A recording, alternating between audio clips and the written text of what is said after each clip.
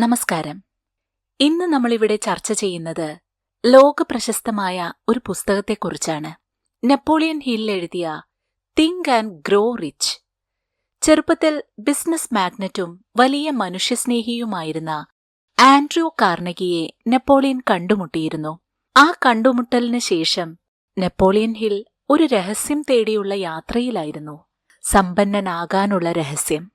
വർഷങ്ങളുടെ പരിശ്രമത്തിനു ശേഷം അദ്ദേഹം തിരിച്ചറിഞ്ഞു, സമ്പന്നനാകാൻ ഉയർന്ന വിദ്യാഭ്യാസമോ പാരമ്പര്യമോ ആവശ്യമില്ല എന്ന്. ആർക്കും ഏത് തൊഴിൽ മേഖലയിലും വിജയം നേടാൻ കഴിയുമെന്ന സത്യമാണ് അദ്ദേഹം മനസ്സിലാക്കിയത്. തിങ്ക് ഗ്രോ ആൻഡ് റിച്ച് എന്ന ഈ പുസ്തകം ആ രഹസ്യം അറിയാൻ തയ്യാറുള്ളവർക്കായുള്ളതാണ്. ഇത് വായിക്കുകയും ഇതിലെ തത്വങ്ങൾ ജീവിതത്തിൽ പ്രാവർത്തികമാക്കുകയും ചെയ്തവർക്ക് വിജയം നേടാൻ കഴിഞ്ഞിട്ടുണ്ട്.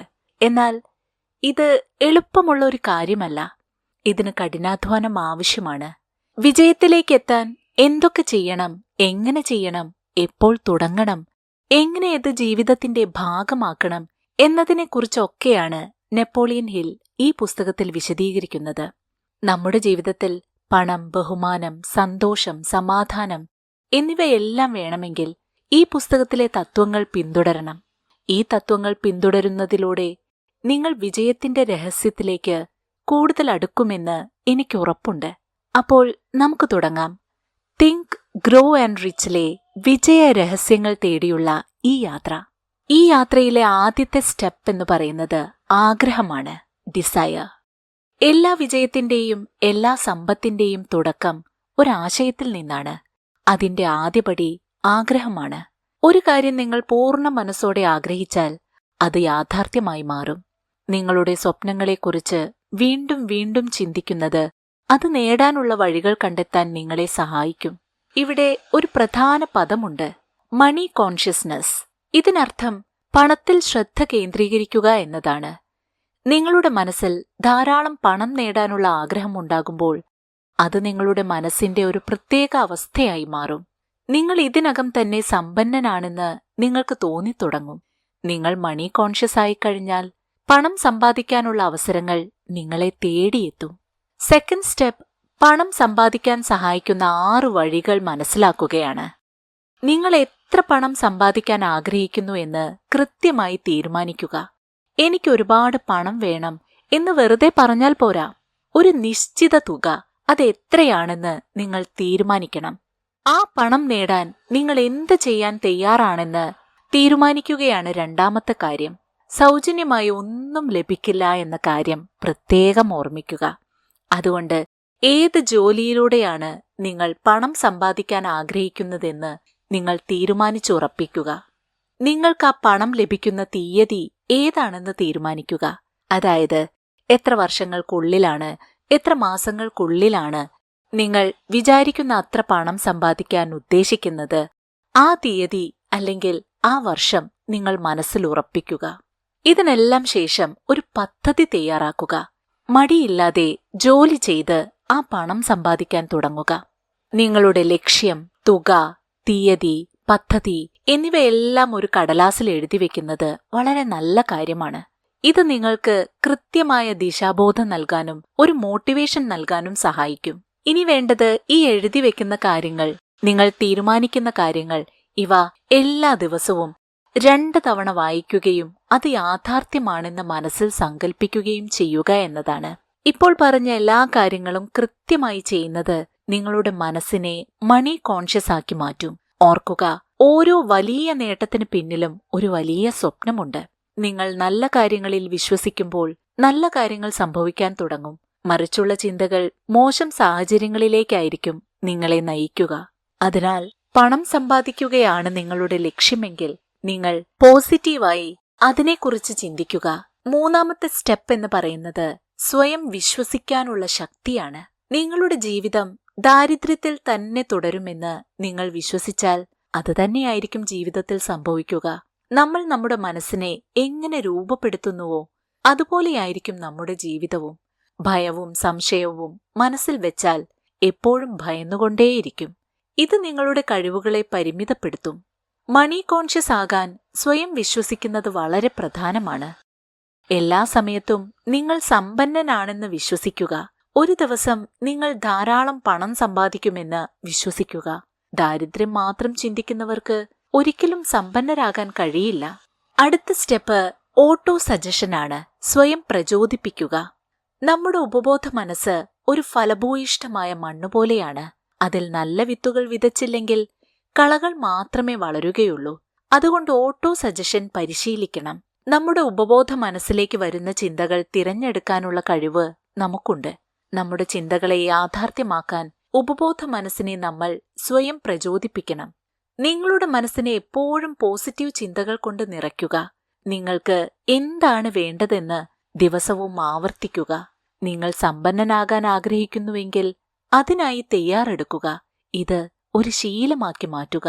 ഒരു ദിവസം ഈ ശീലം നിങ്ങൾക്ക് വിജയത്തിലേക്കുള്ള വഴികൾ തുറന്നു തരും. അഞ്ചാമത്തെ സ്റ്റെപ്പ് പ്രത്യേക അറിവിന്റെ പ്രാധാന്യമാണ്. Specialised knowledge. ഹെൻറി ഫോർഡ് എന്ന ആളെപ്പറ്റി കേട്ടിട്ടുണ്ടോ? അദ്ദേഹത്തിന് ഉയർന്ന വിദ്യാഭ്യാസമില്ലായിരുന്നു. പക്ഷേ അദ്ദേഹത്തിന് ഓട്ടോമൊബൈലുകളെക്കുറിച്ച് നല്ല അറിവുണ്ടായിരുന്നു. ഒരു പത്രക്കാരൻ ഒരിക്കൽ അദ്ദേഹത്തെ വിവരമില്ലാത്തവൻ എന്ന് വിളിച്ച് അപമാനിച്ചിട്ടുണ്ട്. അതിനെതിരെ കേസ് കൊടുത്തപ്പോൾ ഫോർഡ് ഇങ്ങനെയാണ് കോടതിയിൽ പറഞ്ഞത്: എനിക്കൊരു കാര്യത്തെക്കുറിച്ച് ഉത്തരം അറിയില്ലെങ്കിൽ എന്റെ അഡ്മിനെ വിളിച്ച് ചോദിക്കാം. എല്ലാ അറിവും എന്റെ തലച്ചോറിൽ തന്നെ സൂക്ഷിക്കേണ്ട ആവശ്യമുണ്ടെന്ന് ഞാൻ കരുതുന്നില്ല എന്ന്. ഇതുതന്നെയാണ് ശരി. വിജയിക്കാൻ സാധാരണ അറിവോ സ്കൂൾ വിദ്യാഭ്യാസത്തിന്റെ മാർക്കോ മാത്രം പോരാ.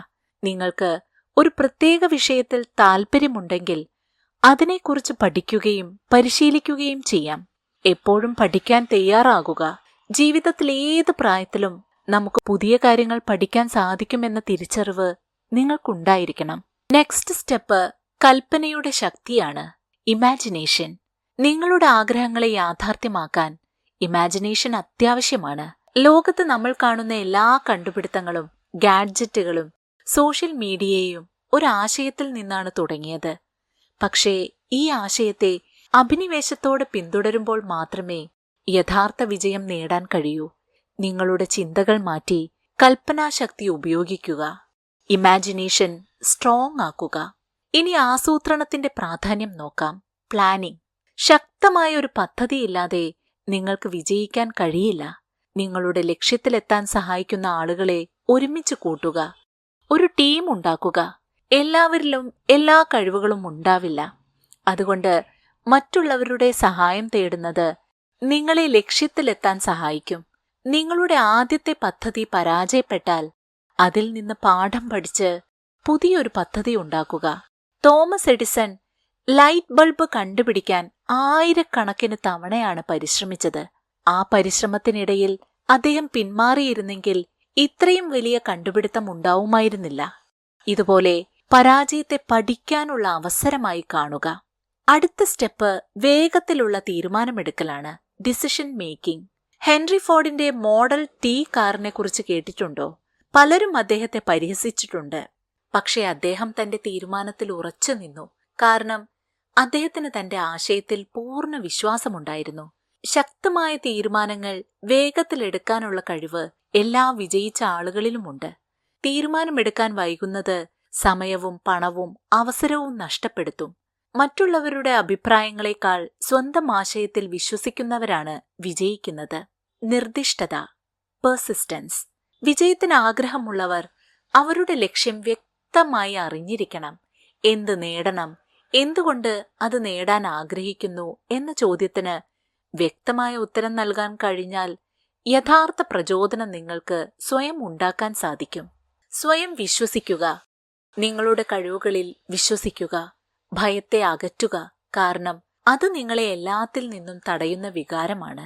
ഇനി വേണ്ടത് ഒരു മാസ്റ്റർ മൈൻഡ് ഗ്രൂപ്പാണ്. അറിവ് ശക്തിയാണ്. പക്ഷേ ആ അറിവ് ശരിയായ രീതിയിൽ ഉപയോഗിക്കുമ്പോൾ മാത്രമേ അത് ശക്തിയായി മാറൂ. ലക്ഷ്യത്തിലെത്താൻ നിങ്ങൾക്ക് സാധിക്കൂ. നിങ്ങളുടെ അറിവ് വർദ്ധിപ്പിക്കാനും ശക്തിയാക്കി മാറ്റാനും സഹായിക്കുന്ന ആളുകളുടെ കൂട്ടമാണ് മാസ്റ്റർ മൈൻഡ് ഗ്രൂപ്പ്. നിങ്ങൾക്ക് ലഭിക്കുന്ന എല്ലാ പിന്തുണയും ഈ ഗ്രൂപ്പിൽ നിന്നാണ്. ഒറ്റ ബാറ്ററിക്ക് ചെറിയ ഊർജം മാത്രമേ നൽകാൻ കഴിയൂ. എന്നാൽ ഒരുപാട് ബാറ്ററികൾ ഒരുമിച്ച് വെച്ചാൽ കൂടുതൽ കാലം ഊർജം ലഭിക്കും. അതുപോലെ ഒരു മാസ്റ്റർ മൈൻഡ് ഗ്രൂപ്പ് നിങ്ങളുടെ ശക്തി പല മടങ്ങ് വർദ്ധിപ്പിക്കും. ഹെൻറി ഫോർഡ് ഒരു മാസ്റ്റർ മൈൻഡ് ഗ്രൂപ്പ് ഉണ്ടാക്കിയാണ് വിജയം നേടിയത്. തോമസ് എഡിസണുമായുള്ള അദ്ദേഹത്തിന്റെ സൗഹൃദവും ഇതിനൊരു ഉദാഹരണമാണ്. ഇനി സെക്സ് ട്രാൻസ്മ്യൂട്ടേഷനെ കുറിച്ചറിയാം. തിങ്ക് ഗ്രോ ആൻഡ് റിച്ചിലെ ഒരു പ്രധാനപ്പെട്ട ആശയം കൂടിയാണ് ഈ സെക്സ് ട്രാൻസ്മ്യൂട്ടേഷൻ. മനുഷ്യരിലെ ഏറ്റവും ശക്തമായ ഊർജങ്ങളിലൊന്നായ ലൈംഗിക ഊർജത്തെ അതിന്റെ ശാരീരികമായ പ്രകടനത്തിൽ നിന്ന് ബോധപൂർവം വഴിതിരിച്ചുവിട്ട് മറ്റ് സർഗാത്മകവും ഉൽപാദകരവുമായ കാര്യങ്ങൾക്കായി ഉപയോഗിക്കുന്നതിനെയാണ് സെക്സ് ട്രാൻസ്മ്യൂട്ടേഷൻ എന്ന് പറയുന്നത്. ഈ ഊർജത്തെ അടിച്ചമർത്താതെ കല, ബിസിനസ്, മറ്റ് സൃഷ്ടിപരമായ പ്രവർത്തനങ്ങൾ എന്നിങ്ങനെയുള്ള ക്രിയാത്മകമായ കാര്യങ്ങളിലേക്ക് നിയന്ത്രിച്ച് വഴിതിരിച്ചുവിട്ടാൽ ലക്ഷ്യങ്ങൾ നേടാനുള്ള ഇന്ധനമാക്കി മാറ്റാൻ സാധിക്കുമെന്നാണ് നെപ്പോളിയൻ ഹില്ലിന്റെ അഭിപ്രായം. ഈ ഊർജത്തെ നിയന്ത്രിക്കാൻ കഴിയാത്തവർ പലപ്പോഴും ദാരിദ്ര്യത്തിലും പ്രശ്നങ്ങളിലും അകപ്പെടാൻ സാധ്യതയുണ്ട്. എന്നാൽ ഈ ഊർജം ശരിയായ രീതിയിൽ ഉപയോഗിച്ചാൽ വലിയ കാര്യങ്ങൾ ചെയ്യാൻ കഴിയും. ഇനി ഉപബോധ മനസ്സ് ഉപയോഗിക്കുന്നതിനെ കുറിച്ചറിയാം. നമ്മുടെ ഉപബോധ മനസ്സിന് നമ്മളിൽ നേരിട്ട് നിയന്ത്രണമില്ല. പക്ഷേ അത് നമ്മുടെ എല്ലാ തീരുമാനങ്ങളെയും ആഗ്രഹങ്ങളെയും വികാരങ്ങളെയും നിയന്ത്രിക്കുന്നുമുണ്ട്. അതുകൊണ്ട് നിങ്ങളുടെ ഉപബോധ മനസ്സിനെ എപ്പോഴും നല്ല ചിന്തകൾ കൊണ്ട് നിറയ്ക്കുക. പോസിറ്റീവ് ചിന്തകൾ നിങ്ങളുടെ ഉപബോധ മനസ്സിൽ ആഴത്തിൽ പതിയും. അത് നിങ്ങളെ വിജയത്തിലേക്ക് നയിക്കും. ഭയം, വെറുപ്പ്, അസൂയ, അത്യാഗ്രഹം തുടങ്ങിയ നെഗറ്റീവ് ചിന്തകളെ ഉപബോധ മനസ്സിൽ നിന്ന് അകറ്റുക. ഈ ചിന്തകൾ നിങ്ങളെ ദാരിദ്ര്യത്തിലേക്ക് നയിക്കും. നിങ്ങളുടെ ലക്ഷ്യം, ആഗ്രഹം, സന്തോഷം എന്നിവയുമായി ബന്ധിപ്പിച്ചുകൊണ്ട് എപ്പോഴും നല്ല ചിന്തകൾ മനസ്സിൽ സൂക്ഷിക്കുക. മസ്തിഷ്കം ലോകത്തിലെ ഏറ്റവും ശക്തമായ യന്ത്രം. മനുഷ്യന്റെ മസ്തിഷ്കം ലോകത്തിലെ ഏറ്റവും ശക്തമായ യന്ത്രമാണ്. അത് ചിന്തകളെ അയക്കാനും സ്വീകരിക്കാനും കഴിവുള്ള ഒരു ഉപകരണമാണ്. വിജയം നേടാനുള്ള ആദ്യ പടി നിങ്ങളുടെ ചിന്തകളിലാണ് ഇരിക്കുന്നത്. നിങ്ങളുടെ മനസ്സിനെ പോസിറ്റീവ് ചിന്തകൾ കൊണ്ട് നിറച്ച് പുതിയ അവസരങ്ങൾ കണ്ടെത്തുക. സ്വയം തീരുമാനമെടുക്കാനും പരാജയപ്പെട്ടാൽ വീണ്ടും ശ്രമിക്കാനുമുള്ള കഴിവ് നമുക്കുണ്ട്.